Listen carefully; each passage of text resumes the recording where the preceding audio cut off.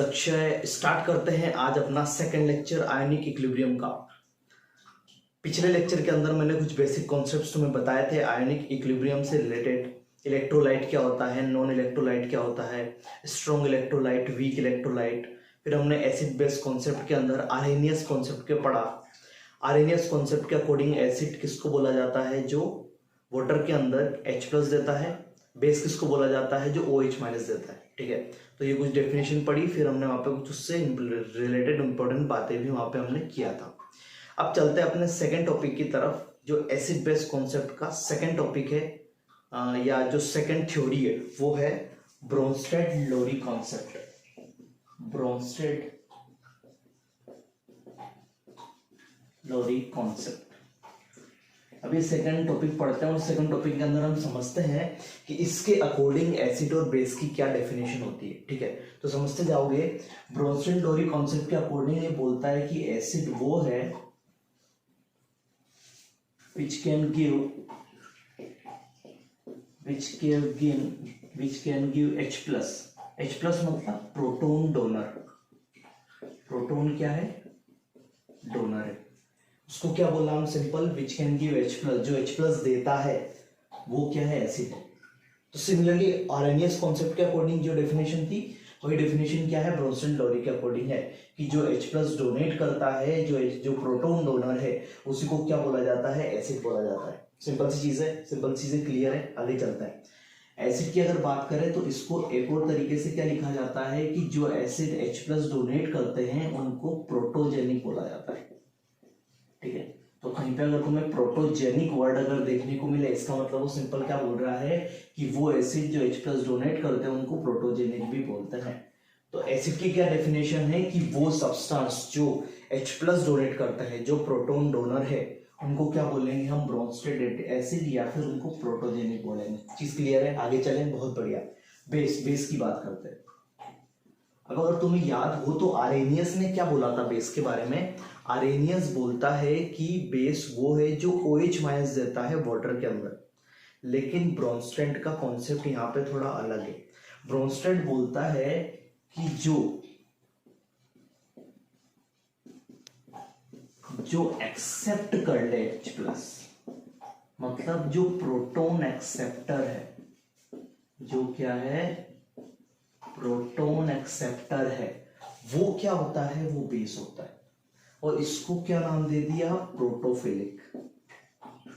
Protophilic मतलब ये बोलता है कि एसिड वो होता है जो H+ देता है, मतलब जो प्रोटॉन डोनेट कर दे। H+ मतलब प्रोटॉन, तो जो प्रोटॉन डोनेट कर दे वो एसिड है।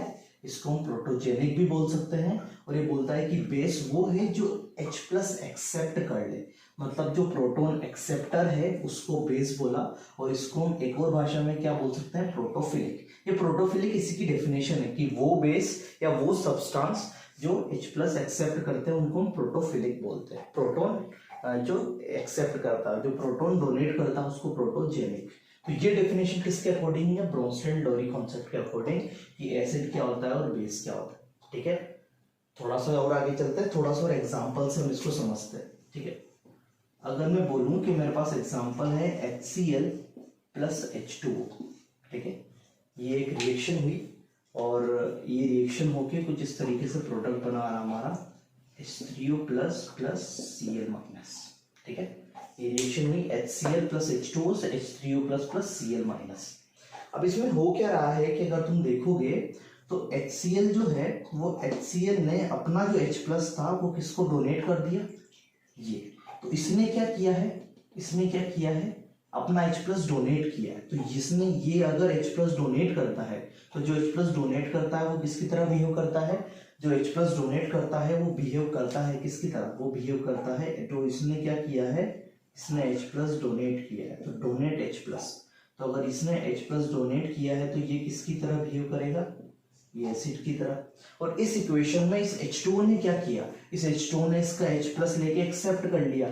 तो इसने क्या किया है, एक्सेप्ट H+। इसने H+ को क्या किया, एक्सेप्ट। तो ये किसकी तरह काम कर रहा है, ये यहाँ पे बेस की तरह काम कर रहा है। चीज समझ में आ रही है? मतलब अगर इस इक्वेशन में बोलूंगा तो क्या हो रहा है, यहाँ पे इसने H प्लस डोनेट कर दिया, किसको डोनेट कर दिया, इसको। तो इसने क्या किया, H प्लस एक्सेप्ट किया है, और जो H प्लस एक्सेप्ट करता है, जो H प्लस एक्सेप्ट करता है उसको क्या बोलते हैं, बेस। जो डोनेट करता है उसको क्या बोलते हैं, एसिड। तो इस इक्वेशन के अंदर ये एसिड की तरह बिहेव करेगा, ये बेस की तरह बिहेव करेगा। चीज समझ में आ रही है? सब क्यों बोल रहा हूँ, क्योंकि H2O कन्वर्ट हो गया H3O प्लस में, मतलब इसने H प्लस गेन किया। HCl कन्वर्ट हो गया Cl माइनस में, मतलब इसने H प्लस डोनेट किया। चीज क्लियर है? आगे चले, थोड़ा और समझे चीजों को, बहुत बढ़िया। इसके बाद मैं चलता हूँ कि सपोज एक और एग्जांपल लेता हूँ NH3 प्लस H2। ठीक है, एक एग्जांपल ये है, और इसमें क्या हो रहा है, इसमें तुम्हारी रिएक्शन होके बन रहा है NH4 plus plus OH minus. ये सपोज बन रहा है। तो अब यहाँ पे हो क्या रहा है, यहाँ पे अगर तुम देखोगे तो NH3 किस में कन्वर्ट हो गया, NH3 NH4 प्लस में कन्वर्ट हो गया। मतलब NH3 ने H प्लस डोनेट किया है, NH3 ने H प्लस एक्सट्रैक्ट किया है। तो देखोगे कि NH3 से NH4 प्लस में चला गया, मतलब इसने क्या किया है, इसने एक्सेप्ट किया है H प्लस। इसने क्या किया है, एक्सेप्ट किया है H प्लस। अगर कोई एक्सेप्ट करता है H प्लस तो वो किसकी तरह बिहेव करेगा, वो बिहेव करेगा बेस की तरह।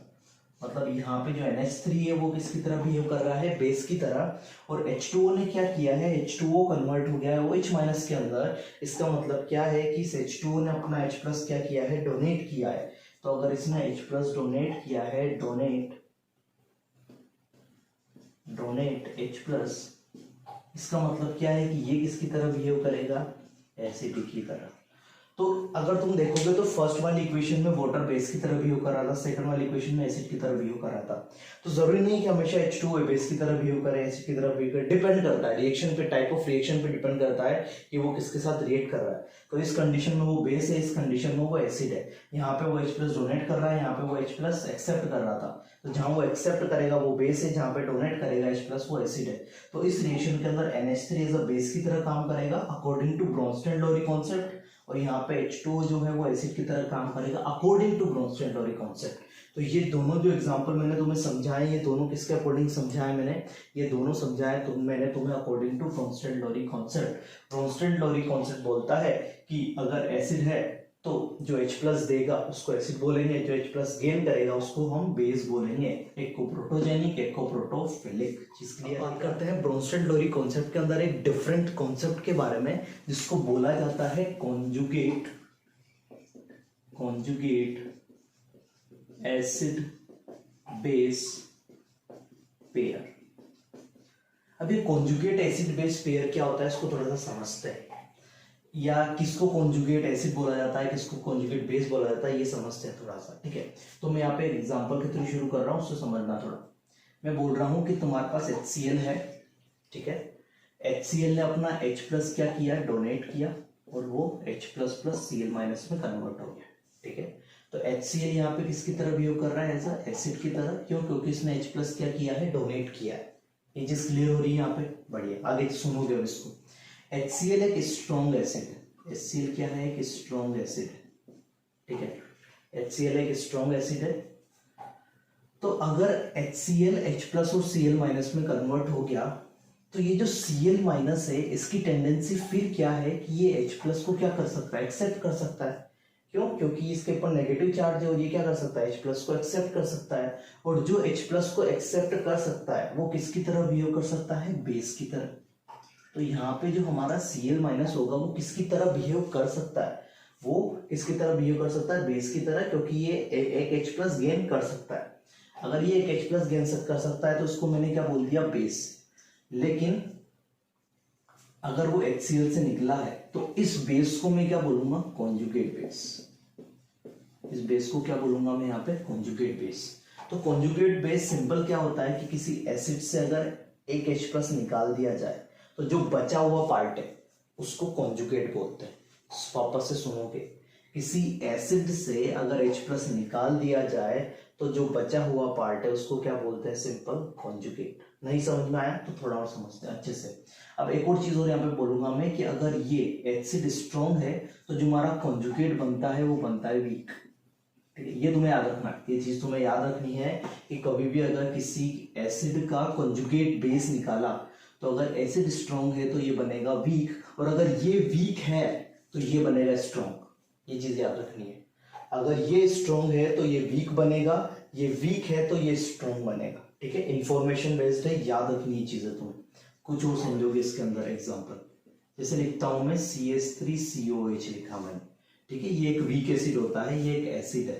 ठीक है, ये कौन सा एसिड है? एक वीक एसिड है। अब मैंने क्या किया, इसको डिसोसिएट किया। डिसोसिएट करने पे ये किस में कन्वर्ट होगा? CH3CO- और H+, मतलब मैंने इससे एक प्रोटॉन निकाल दिया। तो इससे एक प्रोटॉन निकालने पे बचा क्या? ये। तो इसकी टेंडेंसी क्या है कि ये एक H+ गेन कर सकता है, और अगर H+ गेन कर सकता है तो ये किसकी तरह बिहेव करेगा? ये बिहेव करेगा कॉन्जुगेट बेस की तरह। और अगर ये वीक है तो ये क्या हो जाएगा? ये स्ट्रॉन्ग हो जाएगा। ये क्या हो जाएगा? स्ट्रॉन्ग हो जाएगा। चीज समझ में आ रही क्या बोल रहा हूँ? इससे बस एक H+ निकाल दो तो जो बचा हुआ पार्ट है वो कॉन्जुगेट है। बस इतना याद रख लोगे तो कॉन्जुगेट वाले क्वेश्चंस में दिक्कत नहीं आएगी। कुछ और क्वेश्चन दे रहा हूँ तो चीजें क्लियर हो जाएगी। जैसे कि तुम्हें HCN दे दिया, सपोज HCN भी एक वीक एसिड होता है। ठीक है, HCN भी क्या एक वीक एसिड है, तो इससे मैंने H+ + CN- लिख दिया मैंने यहाँ पे। ठीक है, तो H+ इससे निकाल दिया ना, तो बचा हुआ पार्ट क्या है? ये है। तो जो बचा हुआ पार्ट है वो क्या होगा? Conjugate base. जो बचा हुआ पार्ट है वो क्या होगा? Conjugate base. उस अगर ये वीक है तो ये क्या होगा? ये होगा तुम्हारा स्ट्रॉन्ग। ये क्या होगा? सिंपल तुम्हारा स्ट्रॉन्ग। चीज क्लियर हो रही है क्या बोल रहा हूँ? अभी तक एसिड की बात कर रहा हूं मैं। एक जगह स्ट्रॉन्ग लिया था तो उसका कॉन्जुगेट वीक बना था, एक जगह वीक लिया था तो उसका कॉन्जुगेट स्ट्रॉन्ग बना था, एक जगह वीक लिया तो उसका कॉन्जुगेट कैसा बना? स्ट्रॉन्ग। और अगर स्ट्रॉन्ग लोगे तो वीक बनेगा, वीक लोगे तो स्ट्रॉन्ग बनेगा, एसिड लोगे तो बेस बनेगा, और अगर बेस लिया तो एसिड बनेगा। जैसे कि बेस क्या लिया? NH3 लिया, NH3 ने एक H+ गेन कर दिया। जो H+ डोनेट करता है वो एसिड है, तो जो H+ एक्सेप्ट करता है वो क्या है? बेस है। तो उसने H+ एक्सेप्ट किया तो ये क्या हो गया? NH4+। तो अगर ये बेस है और अगर ये वीक है तो ये क्या बना? तो H+ एक्सेप्ट करने के बाद बेस के अंदर जो बनता है वो क्या होता है? Conjugate acid. अब ऐसा क्यों लिख रहा हूं मैं? क्योंकि इसके पास टेंडेंसी है H+ डोनेट करने की NH4+ के अंदर, और जिसके पास H+ डोनेट करने की टेंडेंसी होती है वो किसकी तरह बिहेव करता है? सिंपल एसिड की तरह। ये वीक था तो ये किसकी तरह बिहेव करेगा? ये बिहेव करेगा तुम्हारा स्ट्रॉन्ग की तरह। चीज क्लियर हो रही है क्या समझा रहा हूं मैं? काफी ज्यादा इंपॉर्टेंट चीज है। एक और कुछ और एग्जांपल लेते हैं। जैसे वाटर है मेरे पास। ठीक है, वाटर में अगर मैंने H+ ऐड कर दिया तो तुम खुद बताओ कि यहाँ पे वाटर किसकी तरह बिहेव करेगा? एसिड या बेस? उसने एक H+ क्या किया है? एक्सेप्ट किया है। तो जो एक्सेप्ट करता है वो किसकी तरह बिहेव करता है? बेस की तरह। तो यहाँ पे H2O, अगर मैं H+ नहीं लिखता ना यहाँ पे कुछ, तो फिर तुम बता नहीं सकते थे। लेकिन अगर मैंने लिख दिया कि हाँ +H+ है, तो ये किसकी तरह बिहेव करेगा? बेस की तरह। और ये किस में कन्वर्ट हो जाएगा? H3O+ में। तो बेस बना तो ये क्या बना तुम्हारा? कॉन्जुगेट। ये बना तुम्हारा कॉन्जुगेट एसिड। चीज क्लियर हो रही है क्या बोल रहा हूं? अगर ये वीक है, ये वीक होता है अपना, वीक बेस होता है एक तरीके से, तो ये अपना क्या होगा? स्ट्रॉन्ग एसिड हो जाएगा। ये क्या हो जाएगा? सिंपल अपना स्ट्रॉन्ग एसिड। एक और एग्जांपल, अगर कोई तुम्हें इस तरीके से दे दे H2O से H+ + OH-, ये भी तो कर सकता है। अब तुम देखोगे तो यहाँ पे वाटर क्या कर रहा है? H+ डोनेट कर रहा है, और एक H+ डोनेट कर रहा है, मतलब यहाँ पे ये किसकी तरह बिहेव कर रहा है? एसिड की तरह। और अगर यहाँ पे ये एसिड की तरह बिहेव कर रहा है तो ये OH- क्या है? ये OH- इसका कॉन्जुगेट बेस है। OH- क्या है? इसका कॉन्जुगेट बेस है। चीज क्लियर हो रही है क्या बता रहा हूं मैं? कॉन्जुगेट कैसे निकालते हैं, कॉन्जुगेट क्या होता है, एक सिंपल सी डेफिनेशन में इस कॉन्जुगेट एसिड बेस पेयर की बात को खत्म करने जा रहा हूं। तो देखोगे, अगर कोई एसिड है, ठीक है, उससे तुम्हारा H+ गया और कुछ A बच गया, तो जो A होता है वही क्या है? तुम्हारा कॉन्जुगेट बेस है। सिंपल। चीज क्लियर है? आगे चलते हैं।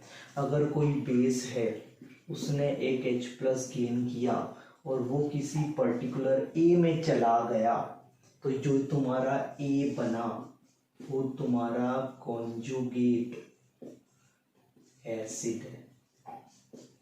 याद रहेगा इतनी सी चीज, अगर इतनी सी भी चीज याद रख लोगे कि ये क्या लिखा हुआ है, तो कॉन्जुगेट एसिड बेस पेयर वाले क्वेश्चन निकालने में प्रॉब्लम नहीं होगी। चीज क्लियर हो रही है? यहाँ पे क्या क्या चीजें लिखी हुई है, थोड़ा सा एक क्वेश्चन से मैं तुम्हें यहाँ पे समझाता हूँ, तो शायद उससे थोड़ी और चीज क्लियर हो तुम्हारी।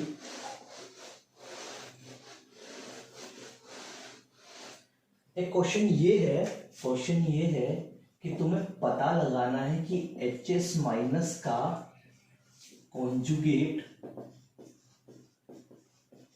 एसिड क्या होगा और इसका ही कॉन्जुगेट बेस क्या होगा। दोनों का, इसी का कॉन्जुगेट एसिड भी निकालना है और इसी का कॉन्जुगेट बेस भी निकालना है। किसका? HS माइनस का। तो समझते हैं, अगर इसका कॉन्जुगेट एसिड निकालना है मतलब ये बेस की तरह बिहेव करना चाहिए, तभी तो उसका कॉन्जुगेट एसिड निकलेगा। तो अगर इसको कॉन्जुगेट एसिड निकालना है और अगर इसको बेस की तरह बिहेव करना है, मतलब इसको क्या करवाना पड़ेगा? H+ एक्सेप्ट करवाना पड़ेगा, तभी तो ये किसकी तरह बिहेव करेगा? बेस की तरह। और अगर ये एक H+ एक्सेप्ट कर लेगा तो ये किस में कन्वर्ट हो जाएगा? H2S में। तो यहाँ पे H2S किसकी तरह बिहेव करेगा? कॉन्जुगेट एसिड की तरह। तो अगर कोई तुम्हें बोलता है कि HS माइनस का कॉन्जुगेट एसिड क्या है, तो तुम क्या आंसर दोगे? H2S।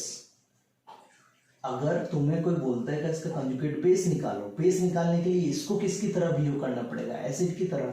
और एसिड की तरह बिहेव करना पड़ेगा तो इसको क्या करना पड़ेगा? अपना H+ डोनेट करना पड़ेगा।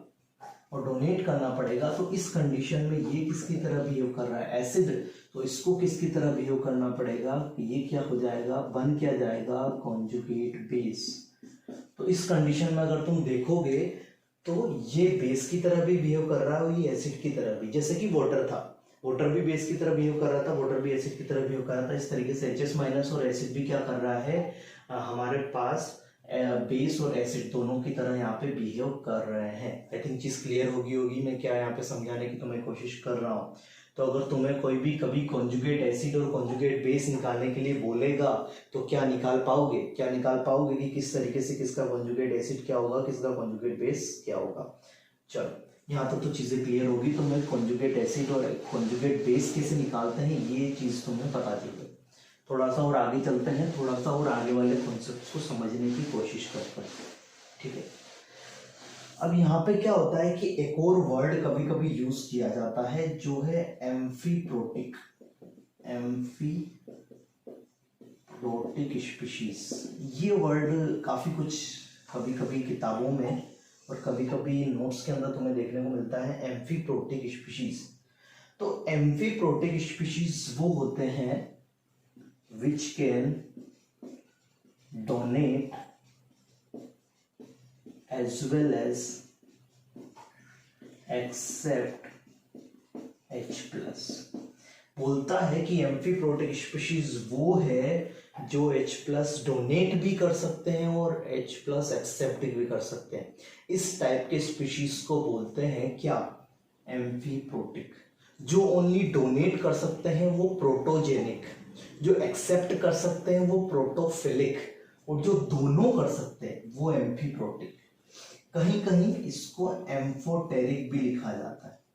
ठीक है, एम्फोटेरिक भी लिखा जाता है। तो अगर कहीं पे एम्फोटेरिक स्पीशीज भी लिखा हो उसका मीनिंग भी क्या होता है? सिमिलर होता है। इसके कुछ एग्जांपल देखते हैं।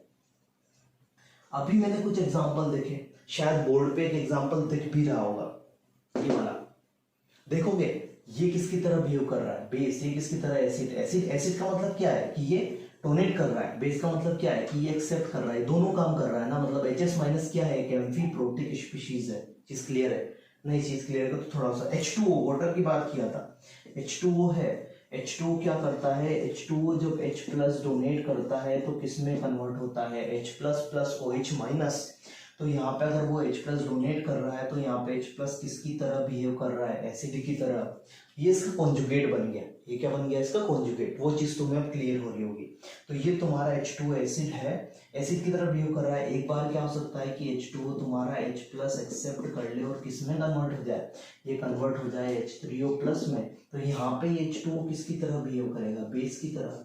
बेस का मतलब क्या है कि एक्सेप्ट किया, एसिड का मतलब क्या है कि डोनेट किया। मतलब ये क्या हो गया, ये एक एम्फोटेरिक या एम्फीप्रोटिक स्पीशीज हो गया। किस क्लियर है, एम्फीप्रोटिक स्पीशीज किसको बोल रहे हैं। चलो थोड़ा सा और आगे चलते हैं, एक और एग्जांपल देखते हैं। NH3 है ना अपने पास, तो NH3 अगर एक H प्लस डोनेट करेगा तो किस में कन्वर्ट हो जाएगा, NH4 प्लस में। मतलब अगर इसने H प्लस एक्सेप्ट किया है तो ये क्या है, एक बेस है, ठीक है। इसी की तरीके से NH3 क्या कर सकता है, NH3 एक H प्लस डोनेट करके NH2 माइनस में कन्वर्ट हो सकता है। तो यहाँ पे NH3 किसकी तरह बिहेव कर रहा है, एसिड की तरह। एसिड की तरह बिहेव कर रहा है ना, और अगर एसिड की तरह बिहेव कर रहा है इसका मतलब क्या है कि ये बेस भी हो, ये एसिड भी है। मतलब ये H प्लस डोनेट भी कर सकता है और ये H प्लस एक्सेप्ट भी कर सकता है। इसका मतलब वो एक एम्फीप्रोटिक स्पीशीज कहलाएगा। चीज क्लियर हो रही होगी मैं यहाँ पे क्या बताने की कोशिश कर रहा हूँ। थोड़ा सा और आगे चलते हैं, कुछ और एग्जांपल देखते हैं। जैसे कि अगर मैं तुम्हें बोलूं तो ये होता है ऑक्सैलिक एसिड H2C2O4, ठीक है। इसने क्या किया, एक H प्लस डोनेट किया।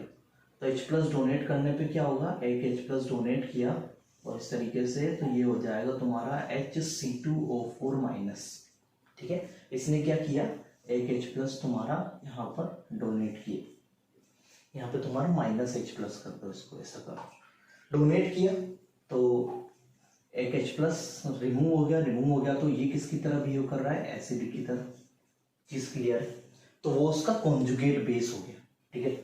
अब वो होगा क्या कि आगे जब आएगा तो ये जो तुम्हारा है ये फर्दर एक H प्लस क्या कर सकता है, और क्या कर सकता है तुम्हारा, ये रिमूव कर सकता है। तो यहाँ से इसने फिर क्या किया, सॉरी ये वाला साइन इधर है, तो यहाँ पे इसने फिर क्या किया, माइनस H प्लस कर दिया, ठीक है। तो ये क्या होगी, ये क्या ये H प्लस अब एक्सेप्ट कर सकता है। तो तुम बोलोगे कि हाँ ये H प्लस एक्सेप्ट कर सकता है, लेकिन मैं तुमसे क्वेश्चन पूछूं कि क्या ये और H प्लस डोनेट कर सकता है।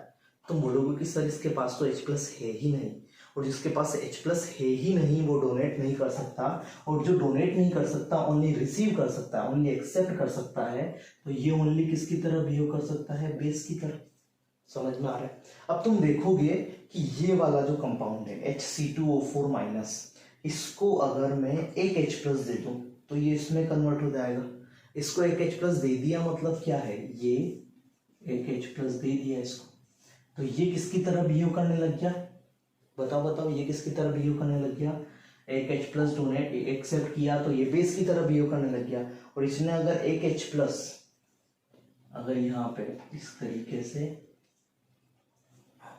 अगर इसने एक H प्लस यहाँ पे रिमूव कर दिया तो ये किसकी तरह बिहेव करने लग गया, एसिड की तरह। और ये एसिड की तरह भी बिहेव कर रहा है, ये बेस की तरह भी बिहेव कर रहा है। इसका मतलब ये क्या है, ये एक तुम्हारा एम्फीप्रोटिक स्पीशीज है।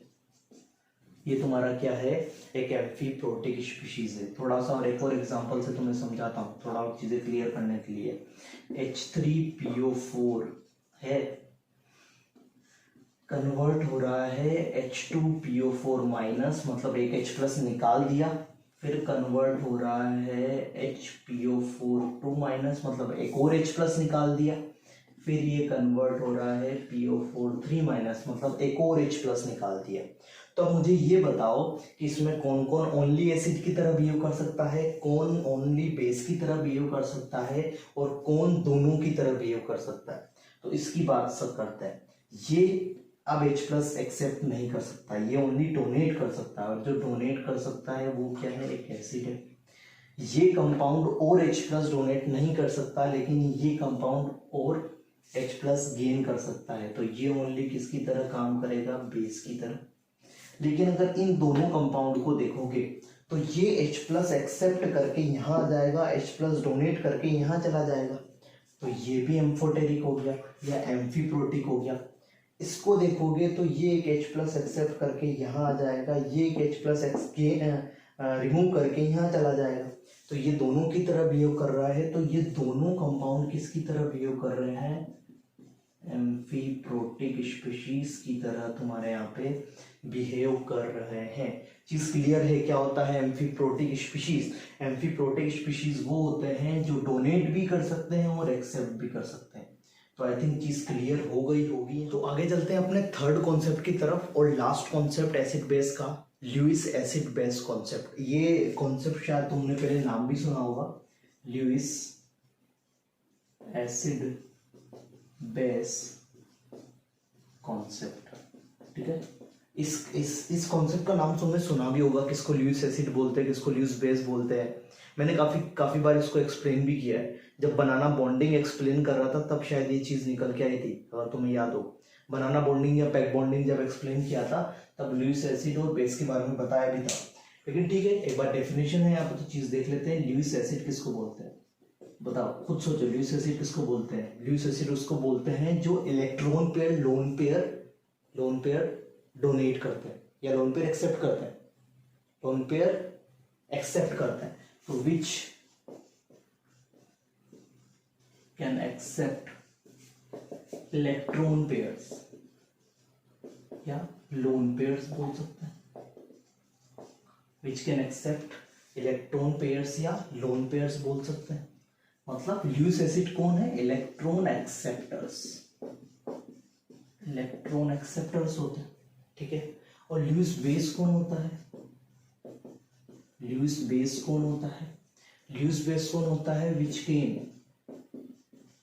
Which can donate electron pairs लिख देते हैं या लोन पेयर जिसको हम बोलते हैं। ठीक है, तो ये इलेक्ट्रॉन एक्सेप्टर, तो ये कौन है? ये है इलेक्ट्रॉन डोनर। ये कौन है? Electron donor. तो ये ल्यूइस ने डेफिनेशन दिया हुआ है कि जो इलेक्ट्रॉन पेयर को एक्सेप्ट करता है वो कौन है? वो ल्यूइस एसिड है, और जो इलेक्ट्रॉन पेयर को डोनेट करता है वो ल्यूइस बेस है। ठीक है, ये डेफिनेशन तुमने पहले भी पढ़ी होगी और इस डेफिनेशन के बारे में तुम्हें पहले से पता भी होगा आई थिंक। तो एक बार चलते हैं, कुछ और चीजें इसके बारे में जानने की कोशिश करते हैं। सबसे पहले मैं थोड़ा सा ल्यूइस एसिड के बारे में बात कर लेता हूँ। किन को हम ल्यूइस एसिड बोलेंगे। तो यहाँ पे टोटल में तुम्हें 3 चीजें बताऊंगा ल्यूइस एसिड के अंदर। फर्स्ट चीज क्या है कि ल्यूइस एसिड किसको बोला जाता है? जिसके सेंट्रल एटम, जिसका सेंट्रल एटम, जिस कंपाउंड का सेंट्रल एटम जो है वो सेंट्रल एटम का इनकम्प्लीट ऑक्टेट अगर किसी भी कंपाउंड के सेंट्रल एटम का इनकम्प्लीट ऑक्टेट है, जैसे कि एग्जांपल की तरफ चलते हैं। एग्जांपल है BeCl2। BeCl2 में बेरिलियम के पास आउटर शेल में 2 इलेक्ट्रॉन, 2 क्लोरीन से लिए तो हो गए 4। ठीक है, 4 हो गए, चाहिए 8। इनकम्प्लीट ऑक्टेट है और इलेक्ट्रॉन की जरूरत है और इलेक्ट्रॉन एक्सेप्ट कर सकता है। तो ये इलेक्ट्रॉन एक्सेप्ट कर सकता है और एक्सेप्ट कर सकता है, तो ये किसकी तरह बिहेव करेगा? Lewis acid. क्यों? क्योंकि इसका इनकम्प्लीट ऑक्टेट है। इनकम्प्लीट ऑक्टेट है तो इसको और इलेक्ट्रॉन की जरूरत है। अगर इलेक्ट्रॉन की जरूरत है तो इलेक्ट्रॉन एक्सेप्ट करेगा, और इलेक्ट्रॉन एक्सेप्ट करेगा तो किसकी तरह बिहेव करेगा? Lewis acid. इसी तरीके से BCl3 ले लो, BF3 ले लो, AlCl3 ले लो। ये सारे क्या है? ये सारे के सारे इन सबके इनकम्प्लीट ऑक्टेट है, और इन सबके अगर इनकम्प्लीट ऑक्टेट है तो ये सारे के सारे किसकी तरह बिहेव करेंगे? सिंपल, तुम्हारे पास ल्यूइस एसिड की तरह बिहेव करेंगे। चीज क्लियर है क्या? बहुत बढ़िया। थोड़ा सा और आगे चले, बहुत बढ़िया। जो सिंपल कैटायंस होते हैं हमारे पास, सिंपल कैटायंस का मतलब क्या है? कैटायंस का मतलब है कि जिनके ऊपर पॉजिटिव चार्ज है, जिन एटम्स के ऊपर पॉजिटिव चार्ज है, जैसे कि Na+ हो गया, जैसे कि K+ हो गया, जैसे कि Ca+2 हो गया। ये सारे क्या हमारे पास? ये सारे कैटायंस है। लेकिन क्या इनकी टेंडेंसी है इलेक्ट्रॉन गेन करने की? तो कैटायंस की हम बोल सकते हैं कि उनके पास इलेक्ट्रॉन की तो कमी होती है कैटायंस के पास, और अगर उनके पास इलेक्ट्रॉन्स की कमी होती है, वो इलेक्ट्रॉन डेफिशिएंट होते हैं। इसका मतलब क्या है कि उनको इलेक्ट्रॉन की जरूरत है, और अगर उनको इलेक्ट्रॉन की जरूरत है इसका मतलब क्या है कि वो इलेक्ट्रॉन एक्सेप्ट करके किसकी तरह बिहेव करेंगे? ल्यूइस एसिड की तरह। तो बोल सकते हैं कि कैटायंस जो होते हैं उनकी टेंडेंसी होती है इलेक्ट्रॉन गेन करने की। लेकिन कुछ की टेंडेंसी ज्यादा होती है, कुछ की टेंडेंसी क्या होती है, कम। जैसे कि Na+ है, K+ है, Ca+2 है, ये सारे जो भी है ना, ये सारे कंप्लीट ऑक्टेट वाले हैं, तो ये सारे स्टेबल है। तो इनकी जो भी टेंडेंसी होती है ना, वो लेस टेंडेंसी होती है, less tendency to accept electrons. इनकी टेंडेंसी कम है। टेंडेंसी कम है, क्यों समझ में आ रहा है, क्योंकि ये सारे इनका ऑक्टेट कंप्लीट है, और अगर ऑक्टेट कंप्लीट है तो इनकी टेंडेंसी कम है। इसी तरीके से अगर मैं H+ बोलूं, Ag+ बोलूं, तो ये सारे क्या है, H+ के पास तो कोई इलेक्ट्रॉन ही नहीं है, तो इसकी टेंडेंसी तो क्या है, ज्यादा है। Ag+ से अपना किसके अंदर आ गया, Ag+ बताओ किसके अंदर आ गया, Ag+ आ गया अपना डी ब्लॉक के अंदर, और उनकी tendency compare to P block क्या होगी, ज्यादा। तो इनकी जो टेंडेंसी है वो क्या है, हाइयर टेंडेंसी है, हाइयर टेंडेंसी है, higher tendency to accept electron. हाँ, टेंडेंसी तो दोनों की है ना, अगर टेंडेंसी दोनों की, तो दोनों ल्यूइस एसिड की तरह बिहेव करेंगे। बस ये बोल सकते हैं कि इनकी टेंडेंसी ज्यादा है, इनकी टेंडेंसी कम है। तो बोल सकते हैं जो कि हमारे पास सिंपल कैटायंस होते हैं, उन सिंपल कैटायंस का टेंडेंसी क्या होती है, एक्सेप्ट करने के इलेक्ट्रॉन, क्योंकि वो इलेक्ट्रॉन डेफिशिएंट होते हैं, इसकी वजह से वो इसकी तरह बिहेव करते हैं, ल्यूइस एसिड की तरह बिहेव करते हैं। क्लियर है। थर्ड पॉइंट की तरफ चले, सी लास्ट पॉइंट।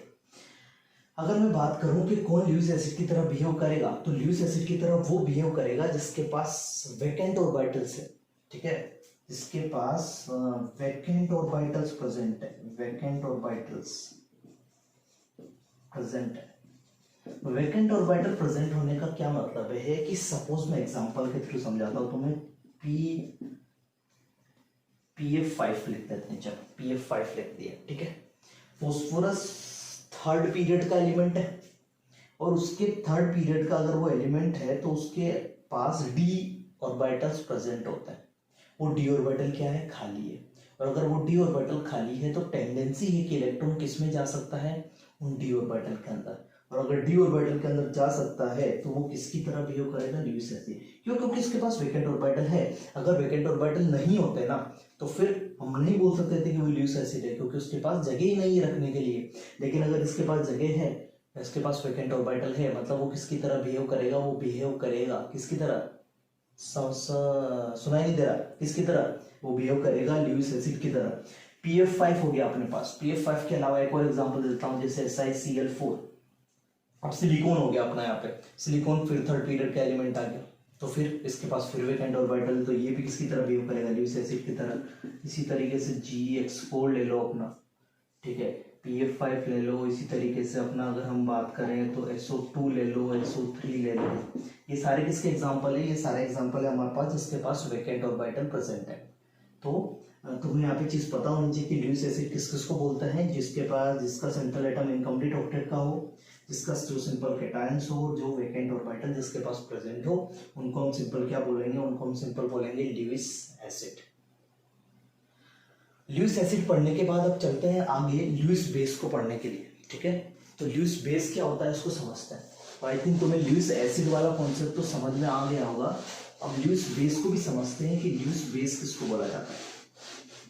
चलो, तो ल्यूइस बेस को समझते हैं। तो यहाँ पे अब मैं बात कर रहा हूँ ल्यूइस बेस की।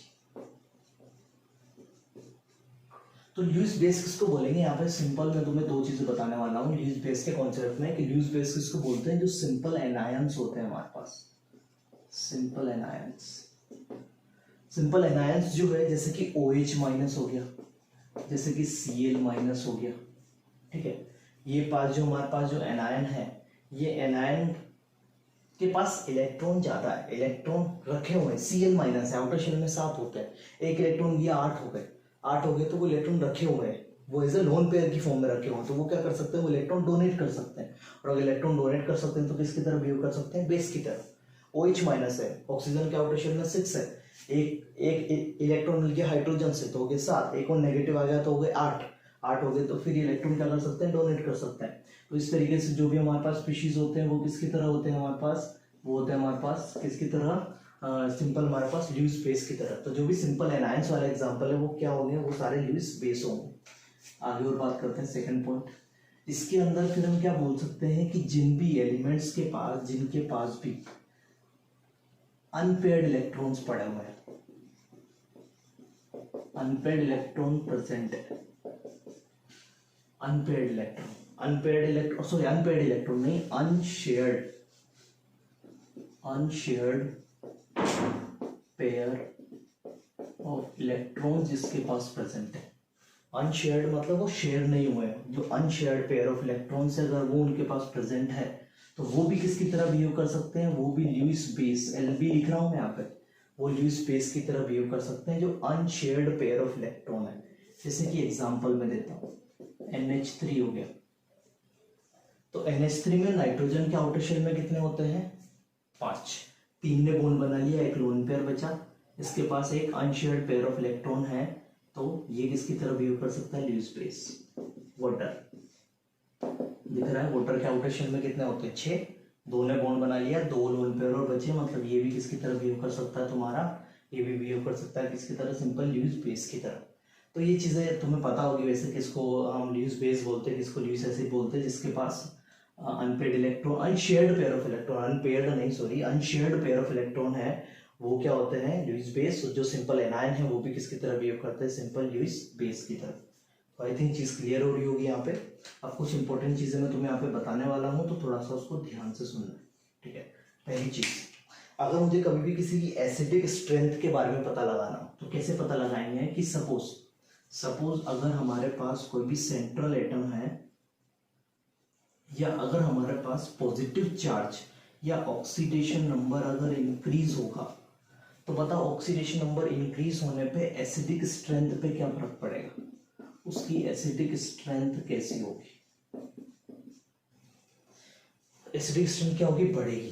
कैसे, जैसे कि मैं एग्जांपल ले रहा हूं Sn+4 और Sn+2, ठीक है, इसका ऑक्सीडेशन नंबर ज्यादा है, इसका ऑक्सीडेशन नंबर कम है, मैं पॉजिटिव ऑक्सीडेशन नंबर की बात कर रहा हूं यहाँ पे, Sn+4 Sn+2, बताओ किसके अंदर ज्यादा इलेक्ट्रॉन डेफिशिएंट नेचर है, इसके अंदर ना, तो किसको सबसे ज्यादा जरूरत है इलेक्ट्रॉन की, इसको सबसे ज्यादा इलेक्ट्रॉन की जरूरत है, तो इसकी एसिडिक स्ट्रेंथ भी क्या होगी, ज्यादा। इसी तरीके से अगर मैं Fe+3 और Fe+2 की बात करूं, तो बताओ किसकी इलेक्ट्रॉन डेफिशिएंट नेचर ज्यादा है, इसका, इससे 3 इलेक्ट्रॉन निकले, इससे 2 इलेक्ट्रॉन निकले, तो इसका इलेक्ट्रॉन डेफिशिएंट नेचर ज्यादा है, तो इसका एसिडिक स्ट्रेंथ क्या होगा, ज्यादा। अगर तुम्हें कोई एसिडिक स्ट्रेंथ का ऑर्डर पूछे, तो एसिडिक स्ट्रेंथ का ऑर्डर क्या हो जाएगा, सिंपल, कि जिसका ऑक्सीडेशन नंबर ज्यादा है उसका एसिडिक स्ट्रेंथ भी क्या होगा, सिंपल, ज्यादा होगा। चीज क्लियर हो रही होगी, काफी सिंपल सी चीज है। अगला, लेकिन कभी कभी क्या होता है कि अगर तुम्हारे पास चार्ज सेम हो जाए, इफ चार्ज सेम हो सकता है ना, मतलब ऑक्सीडेशन नंबर सेम है, तो इफ चार्ज इज सेम, तब हमारे पास क्राइटेरिया होता है उसका साइज, हम साइज से बताते हैं। जैसे कि एग्जांपल दे रहा हूं मैं तुम्हें, Na+, K+ और Rb+, ये तुम्हें 3 दे दिया और तुम्हें पूछ लिया बताओ तीनों में से एसिडिक स्ट्रेंथ किसकी ज्यादा है, ठीक, तुम्हें पूछ लिया, क्वेश्चन पूछ लिया, बताओ तीनों में से एसिडिक स्ट्रेंथ किसकी ज्यादा होगी, तो तुम्हारा क्या आंसर होगा। अब तुम्हें पता है कि चार्ज तीनों का सेम है, तो ये वाला कॉन्सेप्ट तो हम यहाँ पे लगा ही नहीं सकते। अब मुझे बताओ कि जिसका साइज छोटा होगा उसके इलेक्ट्रॉन एक्सेप्ट करने की टेंडेंसी ज्यादा होगी या कम, तो जिसका साइज छोटा होगा उसके इलेक्ट्रॉन गेन करने की टेंडेंसी ज्यादा होगी। तो क्या मैं बोल सकता हूं कि अगर साइज बढ़ेगा तो एसिडिक स्ट्रेंथ कम हो जाएगा, तो क्या बोल सकता हूं कि size is inversely proportional to acidic strength, ये कॉन्सेप्ट समझ में आ रहा है, size is inversely proportional to acidic strength.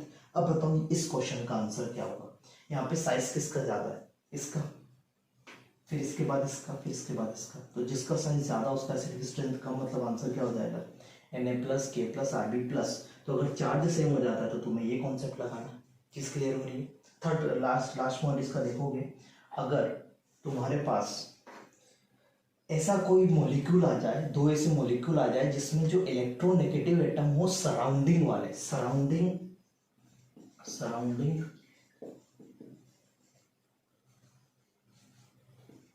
atoms are more electronegative,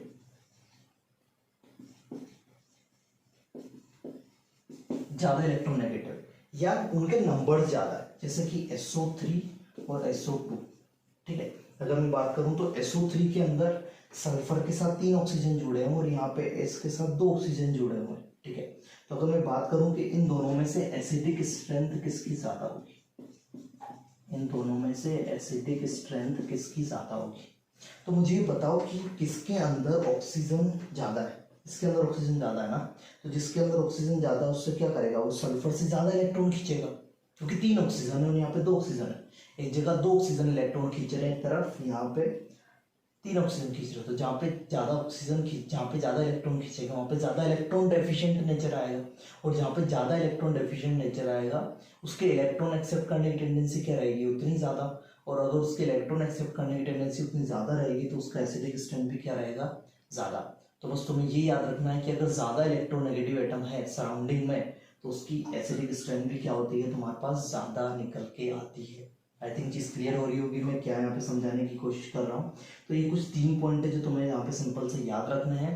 तो यहाँ पे तुम्हारा खत्म हो जाता है एसिड बेस कॉन्सेप्ट की बात, कि 3 कॉन्सेप्ट पढ़े हमने इसके अंदर, आरेनियस कॉन्सेप्ट, सेकंड पढ़ा फिर हमने क्या ब्रोंस्टेन-लॉरी कॉन्सेप्ट, और थर्ड फिर हमने पढ़ा ल्यूइस एसिड बेस कॉन्सेप्ट। तो तीनों कॉन्सेप्ट्स को तुम्हें अच्छे से समझना है, तीनों कॉन्सेप्ट्स को हमें अच्छे से देखना है।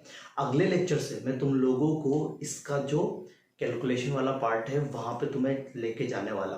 तो यहाँ पे जो भी पढ़ाया है एसिड बेस कॉन्सेप्ट, इसको थोड़ा सा अच्छे से समझना है, इसकी कुछ ज़रूरत पड़ेगी आगे, तो चीज़ें क्लियर होनी चाहिए। इस नोट्स के जो भी इस लेक्चर के जो भी नोट्स है वो तुम्हें डिस्क्रिप्शन के अंदर मिल जाएंगे, तो वहाँ पे जाके तुम उस चीज़ों को लिख सकते हो। बाकी पढ़ते रहो, समझते रहो चीज़ों को, कुछ भी डाउट आए तो पूछते रहो, कोई दिक्कत नहीं है, कभी भी डाउट पूछ सकते हो। बस चीज़ें करते रहो, पढ़ते रहो और अपना ध्यान रखो, वही सबसे ज़्यादा इम्पोर्टेंट है फ़िलहाल के लिए। तो आज के लेक्चर के अंदर इतना ही रहेगा, तब तक के लिए रहेगा मेरी तरफ से बाय।